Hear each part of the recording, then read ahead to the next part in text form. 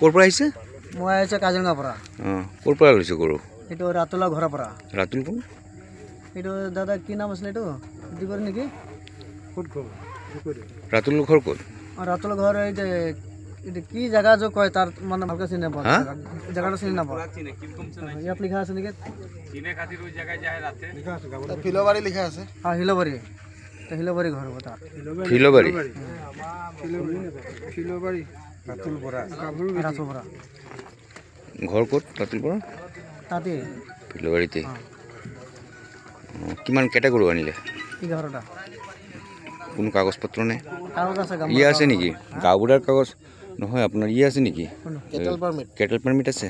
Kettle permit নাই নাই। আৰু বেলেগ কাগজ একো নাই? খালি গাঁওবুঢ়াৰ লিখাটোৱে আনিছে?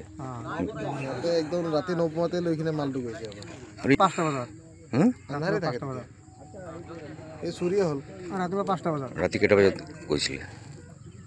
ৰাতি ঘৰৰ পৰা আহিছে 5টা বজাত। ইয়াত গৈ পাইছোঁ ধৰক 3টা বজাত মান পাইছোঁ। ৰাতি 3টা বজাত? না না না 3টাত পাইছোঁ, তাৰপিছত 2 ঘণ্টা আৰাম কৰিছোঁ, তাৰপিছত 5টা বজাত। ইয়াতে গাড়ী ডকুমেণ্ট চব ফেল আছে। গাড়ী কাগজ পত্ৰ? গাড়ী কাগজ পত্ৰ মালিকে গম পাব। মালিকৰ নাম কি? গাড়ীৰ মালিকৰ নাম কি? কায়েম হাওলদাৰ। মালটো ক'ত লৈ গৈ আছিল? মালটো যাব চামগুৰি যাব। চামগুৰি। চামগুৰি কাৰ ওচৰত? চামগুৰি হাৰুণ ওচৰত। মাল নাম কি? হাৰুণ কি? হাৰুণ। হাৰুণ কি? এতিয়া এনে তাক আমি হাৰুণ বুলি মাতোঁ। তাৰ ভাড়াত আহিছোঁ, ভাড়া গাড়ী ভাড়া। হা? হাৰুণ ৰহমান হ'ব নেকি?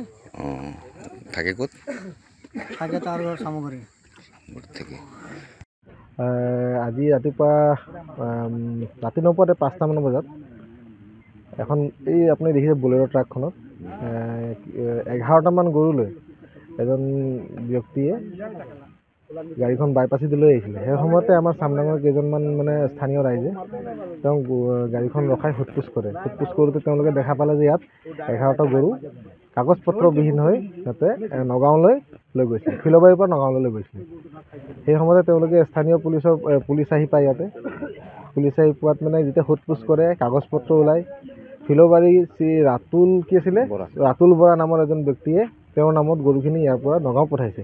কিন্তু ৰাতুল বৰা ফিলবাৰীৰ হয়। ফিলবাৰী হোৱা স্বত্বেও সি আমাৰ পানীখোৱা গাঁৱৰ গাঁওবুঢ়াৰ নামত ডকুমেণ্টছ ওলাইছে গৰুৰ। সেই ডকুমেণ্টছখিনি ইউজ কৰি কিনে সি পঠাইছে সেইটো কেনেকৈ সম্ভৱ? সি হয় ফিলবাৰীৰ গাঁওবুঢ়া, আমাৰ হয় পানীখোৱা গাঁওবুঢ়াৰ কাগজ এটা নকল কাগজ বনাই কিনে সি লৈছে নগাঁও। আৰু দ্বিতীয়তে হ'ল আপোনাৰ গাড়ীখনৰ আমি চেক কৰিলোঁ ইণ্টাৰনেটত, গোটেইখিনি কাগজ ফেইল আছে। আপোনাৰ পলিউশ্যন, ইঞ্চুৰেঞ্চ, আপোনাৰ টেক্স যি থাকে গোটেইখিনি ফেইল।